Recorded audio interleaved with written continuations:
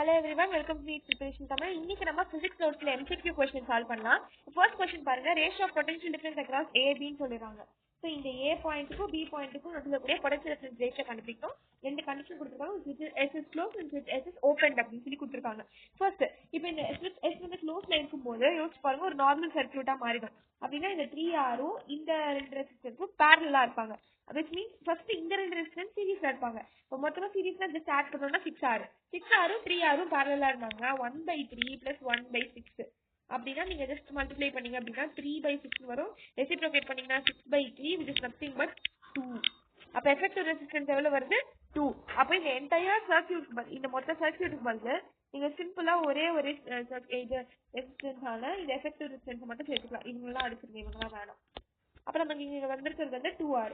இப்ப பாருங்க இந்த 2Rம் இந்த 2Rம் சீரிஸ்ல இருக்காங்க which means the effective 4R. கரெக்டா? அப்போ இந்த ஸ்விட்ச் வந்து க்ளோஸ்ல இருக்கும்போது நமக்கு கிடைச்சிருக்க ரெசிஸ்டன்ஸ் எவ்வளவு அப்படின்னா 4R. என்ன கிடைச்சிருக்கு 4R. இது க்ளோஸ்ல இருக்கும்போது கிளியரா? அப்போ நமக்கு வந்து பொட்டன்ஷியல் அக்ராஸ் இந்த AB மட்டும் தான் கேக்குறாங்க. Total potential 4R. இப்போ நமக்கு இங்க ABக்கு நடுவுல இருக்கிற ரெசிஸ்டன்ஸ் வெறும் 2R. அப்ப 2R by 4R will give you 1/2. அப்ப இந்த ரேஷியோவை அப்படியே மார்க் பண்ணி வச்சுக்கோங்க. உங்களுக்கு எவ்வளவு கிடைச்சிருக்கு இப்போ 1/2 கிடைச்சிருக்கு. சரி, நான் 1/2 எழுதி நோட் பண்ணி வச்சிருக்கேன். 1/2 கிடைச்சிருக்கு. ஓகேவா? இப்ப அதுவே அந்த சுவிட்சை வந்து ஓபன் ஆயிருக்குது அப்படின்னா அங்க கண்டிஷன் என்னன்னு கேட்டாங்கன்னா, இப்ப இதே சுவிட்ச் ஓபனா இருந்திருக்கு அப்ப என்ன நடக்கும்? இந்த சுவிட்ச் ஓப்பனா இருக்கு அப்படின்னும் போது இங்க 3R 4R 2R இப்படி இருக்கா? இது ஓப்பனா இருக்கும்போது 3R ஒர்க் ஆகாம போயிடும், கரண்ட் போகாம. அப்ப நார்மல் சர்க்யூட்டா மாறிடும். நார்மல் ஆயிடுச்சுன்னா என்ன ஆகும்? இவங்க எல்லாருமே சீரீஸ்ல இருக்காங்கன்னு அர்த்தம். which means 2 plus 2 plus 4 is equal to 8. அப்ப 8R தான் டோட்டல் R. ABக்கு நடுவுல 2R தான் இருக்கு. அப்ப 2R by 8R this is nothing but 1/4.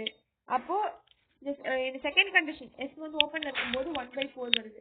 அப்ப இவங்களோட ரேஷியோ நீங்க எழுதி பாருங்க. 1/4 1/2 divided by 1/4 is equal to 4/2 which is equal to 2. அப்ப ஆன்சர் என்ன வருது 2 வருது. அப்ப இந்த ஆப்ஷன் தான் கரெக்ட். 2 தான் கரெக்ட். இப்ப அடுத்த question. 2 coherent waves each of the intensity I naught produce interference pattern of the screen. The average intensity of the light is. இப்போ 2 coherent waves னு சொல்றாங்க. அப்ப I naught அப்போ ரெண்டு இருக்கு. அப்ப I naught plus I naught is equal to 2 I naught. இந்த 2 I naught தான் கரெக்டான ஆப்ஷன்.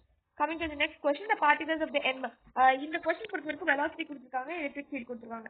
நமக்கு வந்து tendency to move in the circle of radius இருக்காங்க. radius ஓட formula mv square by force. forceனா நமக்கு தெரியும் mv square by qe அப்படின்னு சொல்லி போடலாம். இப்போ இந்த ஆப்ஷன்ல இருக்கிறது mv square by qe அப்படின்றது இது ஒண்ணுதான். இப்போ நீங்க சிம்பிளா டைரக்ஷன் கண்டுபிடிக்க பிளேன் கண்டுபிடிக்கிறது ஈஸியா.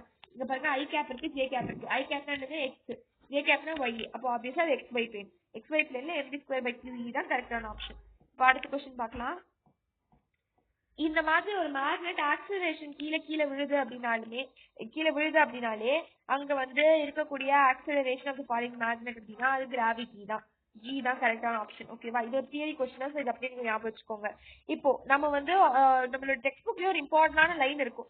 எப்பவுமே வந்து இந்த நியூட்ரான்குள்ள புரோட்டான்குள்ள இவங்க எல்லாரும் கூடயுமே வந்து சேம் ஃபோர்ஸ் தான் இருக்கும். கூலிங் ஃபோர்ஸ் வந்து ஈக்குவலா தான் ஆக்ட் ஆகும் அப்படின்னு சொல்லி பார்த்துப்போம்.